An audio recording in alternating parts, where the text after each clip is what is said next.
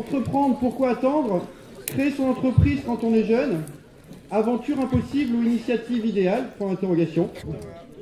Bonjour à tous, donc moi aussi je m'appelle Thomas, je suis en 3e année donc dans le programme Grande École à l'EM Normandie. Donc moi j'ai créé ma start-up qui s'appelle Disques Réfléchissants. Donc c'est très simple en fait, c'est des disques conduits accompagnés jeux conducteurs qui sont de nuit réfléchissants. Donc voilà. Thomas, est-ce que tu peux nous en dire un peu plus sur toi et d'où t'est venue cette idée réfléchissante? Alors du coup moi ce projet-là je l'avais en tête depuis plus d'1 an.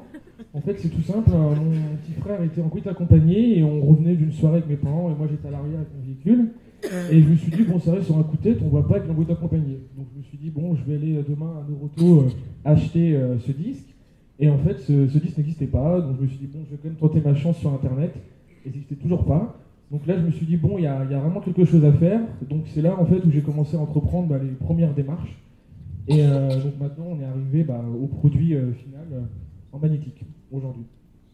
Et comment tu arrives à gérer à la fois la création de ton entreprise et tes études, parce que tu es en 3e année à l'école de management de Normandie, donc explique-nous un petit peu comment tu gères tout ça.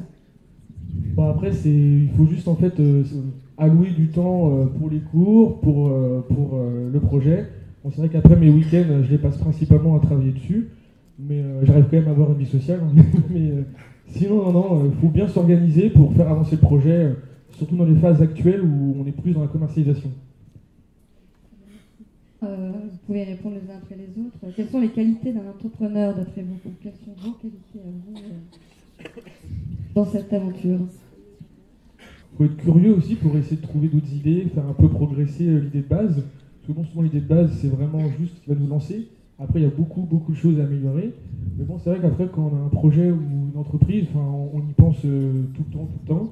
Et on est entre deux mondes, entre le monde scolaire et le monde entrepreneurial. Donc c'est vrai qu'il faut vraiment avoir aussi voir autrement pour essayer de concrétiser un projet. Merci. Et Thomas, tu pourras aussi nous parler du concours que tu viens de remporter avec le challenge du Crédit Agricole et nous dire à quoi ça va. Enfin, tu as eu une récompense et à quoi ça va te servir. C'est vrai qu'après, dans tout projet comme ça, le nerf de la guerre, c'est un peu vraiment trouver de l'argent pour faire avancer les choses. Il y a plusieurs concours, donc c'est vrai que le concours Challenge Initiative Basse Normandie, ça a été, on va dire, un tremplin pour pouvoir vraiment prendre des risques, mais en ayant quand même un minimum d'argent de côté pour assurer les premières livraisons, les premières productions. Donc c'est vrai que ces concours-là, ils sont vraiment, je pense, indispensables quand on veut vraiment avoir un projet sur le long terme et essayer d'amener au succès. Merci. Et du coup, même question pour les deux autres intervenants. Est-ce que l'environnement familial, il a joué un rôle important ou pas? C'est vrai qu'au début, moi, quand j'avais présenté l'idée à mes parents, ils m'ont un peu regardé bizarrement parce qu'en fait, j'avais pris un disque classique et j'avais découpé le gris qu'on trouve sous les gilets jaunes, qui est réfléchissant, pour essayer de faire un semblant de disque réfléchissant, pour voir comment ça faisait. Et quand je l'ai montré à mes parents, c'est vrai qu'ils m'ont un peu regardé.